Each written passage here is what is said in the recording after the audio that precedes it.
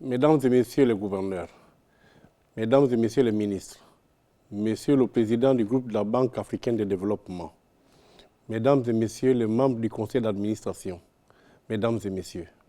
c'est pour moi un plaisir de m'exprimer en ma qualité de gouverneur pour le Gabon à l'occasion des 54e assemblées annuelles organisées par notre institution financière continentale, la Banque africaine de développement.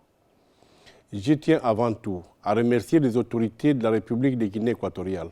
pour avoir bien voulu accueillir les présentes assises qui se tiennent alors que nombre de nos pays, notamment ceux qui dépendent de l'exploitation des matières premières du sous-sol, continuent de consentir des efforts pour sortir leurs économies d'une crise économique profonde liée à la détérioration des thèmes de l'échange. Je voudrais ensuite saisir cette occasion pour faciliter les dirigeants de la Banque africaine de développement, en tête desquels le président Hakimoumi Adesina, pour la qualité de l'organisation, ainsi que pour le choix du thème central de cette rencontre, l'intégration régionale pour la prospérité économique de l'Afrique. Au cours des 10 dernières années, cette rencontre annuelle s'est définitivement installée comme un moment particulier de l'agenda du développement continental, car c'est souvent le moment de faire un bilan de notre banque, de passer en revue nos politiques de développement et de mettre en exergue les opportunités en matière de développement économique qu'offre la BAD à chacun des États membres régionaux. En matière de politique de développement, le thème de ces assemblées me donne l'opportunité de souligner que l'intégration économique du continent exige avant tout une réponse globale et simultanée face aux obstacles qui entravent le commerce en son sein. En effet, la mise en œuvre de certaines mesures telles que le développement des infrastructures d'intégration, la suppression des barrières tarifaires et non tarifaires, la libre circulation des personnes et des biens, en somme, en matière de concurrence et de commerce, ne doit pas occulter l'immense défi que constitue l'industrialisation du continent. Je note d'ailleurs avec satisfaction qu'accélérer l'industrialisation de l'Afrique a constitué la toile de fond de l'édition 2018 de notre Assemblée. Selon toute évidence, si l'on veut accroître la complémentarité des économies, sans laquelle aucune intégration n'est viable, il convient de développer le secteur manufacturier afin de créer davantage de valeur dans la production du continent et tout naturellement permettre l'émergence d'un marché intercontinental susceptible de faire jeu égal avec les autres ensembles économiques continentaux. C'est dans cette perspective que le Gabon a engagé la transformation structurelle de sa base productive en vue de bâtir une économie plus résiliente aux chocs extérieurs et assurer ainsi une croissance compatible avec ses besoins de développement à long terme. Selon les premiers résultats de cette politique, le PIB manufacturier, qui était de l'ordre de 6% en 2012, s'établit désormais à 10% en 2017. L'objectif est d'amplifier cette dynamique en mettant notamment l'accent sur l'industrialisation des filières du bois, du manganèse et de l'huile de palme. Mesdames et Messieurs les gouverneurs, Monsieur le Président, Mesdames et Messieurs les administrateurs, en ce qui concerne sa situation économique globale, le Gabon sort progressivement d'une conjoncture défavorable qui remonte à 2014 à la suite de la chute des cours des hydrocarbures. La croissance est passée de 5,6 en 2013 à 4,4 en 2017, alors que le solde budgétaire global s'est détérioré, passant de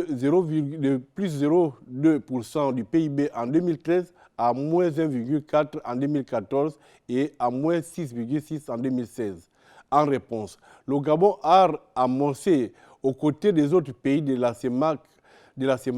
le programme de consolidation budgétaire et de relance économique qui lui a permis de conclure avec le FMI un accord triennal 2017-2019 au titre du mécanisme élargi de crédit que soutient par ailleurs la Banque africaine de développement. Ce plan a permis d'enrayer la baisse continue de l'activité enregistrée au cours des 3 dernières années et d'envisager un net retour à la croissance en 2019, estimé à 3,4% et 3,2% en 2020. Malgré ces résultats encourageants, la persistance des déséquilibres des finances publiques nous rappelle la nécessité de persévérer dans la gestion de la dette, l'optimisation des recettes publiques et la maîtrise de la dépense avec une attention toute particulière sur la masse salariale de l'État. Monsieur le Président, Mesdames et Messieurs les administrateurs, s'agissant du portefeuille national au 19 février, celui-ci totalise 21 opérations pour un montant accumulé de 684 millions d'unités de compte, dont 643,7 millions d'unités de compte pour 11 opérations publiques et 41,06 millions d'unités de compte pour 4 opérations privées. Quant au portefeuille multinational, il comprend 6 opérations d'un montant total de l'ordre de 15 millions d'unités de compte qui se réalisent selon un taux d'exécution de 45%. C'est donc un portefeuille jeune, d'un âge moyen de 1,1 an, robuste et diversifié, dont la performance moyenne sur une échelle de 0 à 4 est de 2,6. Le taux de décaissement avoisine les 40%. Malgré ces forts niveaux d'engagement de la banque, son concours sera encore indispensable pour accompagner le Gabon dans son programme de diversification à travers la poursuite de la mise à niveau des infrastructures de marché que sont la route, l'énergie, les voies ferrées et les ports, et comme la mise en œuvre des ambitieux objectifs de développement de l'agenda 2030 des Nations Unies et 2063 de l'Union africaine, inscrivent dans les priorités du gouvernement pour renforcer l'insertion de son économie dans la zone CEMAC et pour prendre toute la place dans la zone de libre-échange continentale africaine. Monsieur le Président, Mesdames et Messieurs, le Gabon, comme l'ensemble des pays du continent, souhaite accroître ses capacités d'investissement au cours de la prochaine décennie et de ce fait comprend la nécessité pour la banque d'accroître ses ressources face aux nombreux défis qu'impose le développement de l'Afrique en général. C'est pourquoi le Gabon est favorable à une augmentation du capital de la banque. Les riches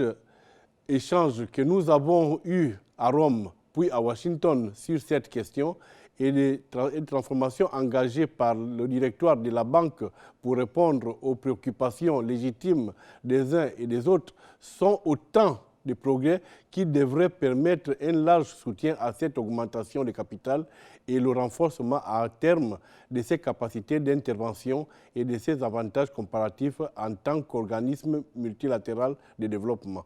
Monsieur le Président, Mesdames et Messieurs, je ne voudrais pas clore mon propos une fois de plus sans saluer la pertinence du choix du thème central de ces assises, l'intégration régionale pour la prospérité économique de l'Afrique, qui interpelle sur la nécessité pour les pays de la CEMAC, dont le niveau d'intégration est relativement faible comparé aux autres communautés économiques régionales avec moins de 5% d'échanges commerciaux.